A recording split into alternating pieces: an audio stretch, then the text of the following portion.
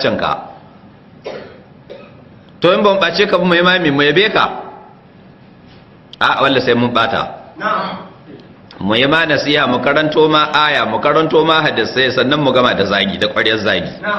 mu biyo baya da ƙwaryar zagi in an ka tambaye mu ce gashi har manyan mu suna yi sayyidina Abubakar ya bata na fatar kun fahimta kuma baci har mai gidan sayyidina Abubakar yana yi fiyayyen halitta duka duniya manzon Allah sallallahu alaihi wasallama har da shi yana zagawa in halin zagi ya kama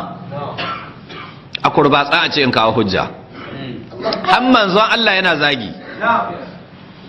kun kosan mun karanto wurare da yawa cikin Bukhari da Muslim cewa sau biyu rayuwar manzon Allah na turo Jibril da sauran mala'iku a zo a tsage zuciya ta ya ɗebe zuciya ta a wanke a cika ta da hikima da imani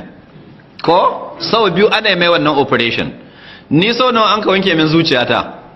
ko so guda ba a wanke ta ba tana nawa da Allah ya halicce ta to annabi Muhammadu sallallahu alaihi wasallama da an kawo operation sau biyu ana wanke mai zuciyata duk abin da an na aibi hushi da sauran ayyuba da na zuciya an ka cire an ka wanke mai ita sosai tsabal an ka cika mai ita da ilimi da hikima da imani amma duk da haka rai ne yana baci ya zaga sannan ni ku ce in bar zagi in kyale ai ta saba ma Allah ubangiji na ko batawa a ce ka in yi don Allah ku yi mini adalci ha ba ku yi adalci ba ku da ka cewa in bace ba ku yi adalci ba bace ba a bari in halin baci ya kama za mu bata ina fatar kun fahimta